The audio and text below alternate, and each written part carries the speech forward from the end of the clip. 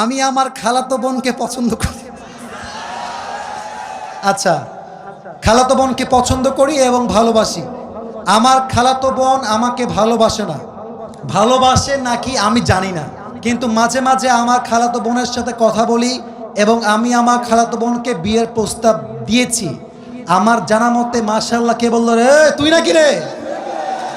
আচ্ছা বাবুরা, আমি আমার খালাতো বোনকে বিয়ের প্রস্তাব দিয়েছি। আমার জানা মতে খালাদের ফ্যামিলির সবাই আমাকে পছন্দ করে। আচ্ছা, খালু আমাকে পছন্দ করেন না।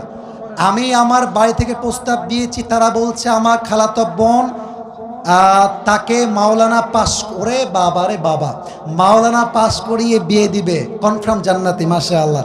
আমি তো চাচ্ছিলাম এখনই বিয়ে করি। আমার জানা মতে আমার খালাতো বোন রাজি। এখন মূল কথা হচ্ছে সে কি করবে, এই হচ্ছে তার মূল প্রশ্ন।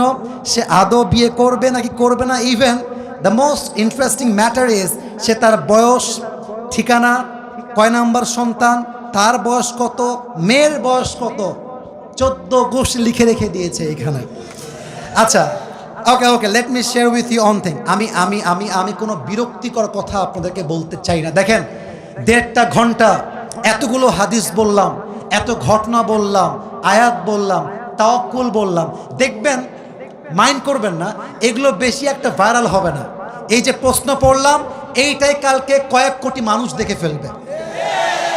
তার মানে বাঙালি ভালো জিনিস খায় না, যত আউল ফাউল সব বাঙালিরা খায়, ঠিক কিনা বলে? তবে যেহেতু সে প্রশ্ন করেছে, উত্তর দিচ্ছি। প্রথম কথা হচ্ছে, বিয়ের বয়স হয়েছে, বাপ মাকে বুঝাবা প্লিজ, মুঝে শাদি করনা है। ভালো ভালো বলছি, বিয়ে দিয়ে দাও। নয়তো যদি না মানো, যদি আমি দেখি আমার চরিত্র নষ্ট হচ্ছে দিন দিন, আমি সবাইকে বলবো বিয়ের জন্য যদি বাপ মা রাজি না হয়, নিজে বিয়ে করবা, পরে গিয়ে বাপ মাকে বলবা বিয়ে করে ফেলেছি, যা করতে চাও করো, আই ডোন্ট কেয়ার। এখন অনেক মুরব্বী আমার উপরে হয়তো অভিযোগ তুলবে, হুজুর আপনি যুবকদেরকে খারাপ দিকে মোটিভেট করছেন। মুরব্বী, একদমই নয়। আমি মনে করি জেনার চাইতে 1000 গুণ বেশি উত্তম সেই বাপ মাকে অমান্য করে বিয়ে করা, যে বাপ মা সন্তানের চরিত্র নষ্ট হচ্ছে দেখেও বিয়ে দিতে চায় না। তুমি আমার বাপ, তুমি আমার মা, তুমি দেখতেছো দিন দিন আমি মেয়েদের নেশায় আসক্ত হচ্ছি, আমি পার্কে যাচ্ছি, আমি প্রেম করতেছি, মেসেঞ্জারে, হোয়াটসঅ্যাপে, হোয়াট এভার ইট ইজ, আমি নষ্ট হচ্ছি। তুমি মা হয়ে যদি আমার দায়িত্ব নিয়ে না বোঝো, বাপ যদি আমাকে না বোঝে, কাউকে দরকার নাই, আমি ইমামকে নিয়ে বিয়ে করে ফেলবো যুবক ভাইরা। এটা বাধ্য হয়ে বললাম। কেন বললাম? আজকালকার সমাজে প্রেম করা সহজ, বিয়ে করা কঠিন হয়ে গিয়েছে। যখন বিয়ে করতে যাবেন, বলবে না যে বাবা তুমি কি নামাজ কালাম পড়ো, আগেই একটাই প্রশ্ন, तुम पैसे कितने कमाते हो पहले मुझे ये बताओ।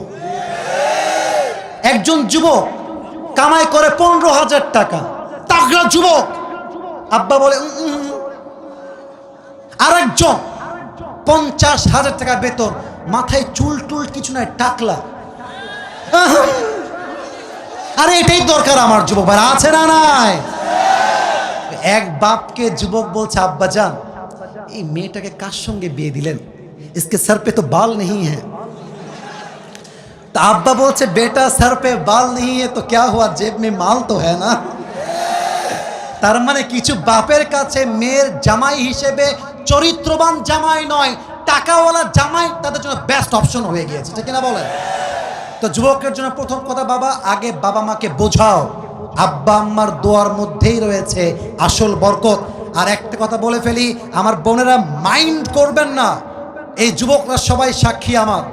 আমি যুবকদের পক্ষে যেমন কথা বলি, আমি মেয়েদের পক্ষেও তেমন কথা বলি। আমি ভুল বললাম না ঠিক বললাম? বলো বলো বলো। আজকে যে মেয়েকে দেখে মনে হচ্ছে রাজরানী, কালকে বিয়ে করে বুঝবা ইয়ে তো রাজরানী নেই হ্যাঁ, ইয়ে তো কাল নাগিনী হ্যাঁ। মেয়েদের ভালোবাসা বাঁচতেও সময় লাগে না, রূপ পাল্টাইতেও সময় লাগে না। মেয়েরা আজকে বলবে আই লাভ ইউ, কালকে বলবে আই হেট ইউ। ইভেন আজকালকার মেয়েদের কাছে ভালোবাসার চাইতে, অনেস্টির চাইতে, চরিত্রের চাইতে বেটার অপশন মেয়েদের কাছে বেশি দামি হয়ে গিয়েছে। আজকে বলবে তোমাকে ছাড়া বাঁচবো না, কালকে আরেকজনকে দেখে wow this person is the better person than the first one, আরে এ তো আরো দেখতে সুন্দর, আরে এর তো টাকা আরো বেশি। প্রথম জনকে বলবে জান আমার না বাড়িতে কেউ মানছে না গো। এটার নাম হচ্ছে উপরে সদর ঘা, উপরে ফিটফাট ভেতরে সদর ঘা। অতএব বাবু যাকে বিয়ে করছো একটু ভেবে চিন্তে করো। আজকালকার মেয়েরা বোরকা পরলে কিন্তু দিনদার হয়ে যায় না।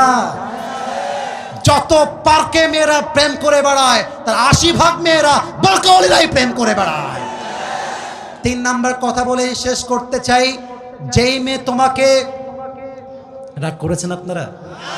আচ্ছা আমি কি বানাই ভুল কোন কথা বলেছি প্রিয় ভাইরা? আচ্ছা আমার দিকে একটু তাকাই বলবেন এটা আমার মুখে কি? ডানে আওয়াজ বামে আওয়াজ নেই, এটার নাম কি? দাড়িতে আমাকে অসুন্দর লাগতেছে, আনস্মার্ট লাগতেছে, খ্যাত লাগতেছে।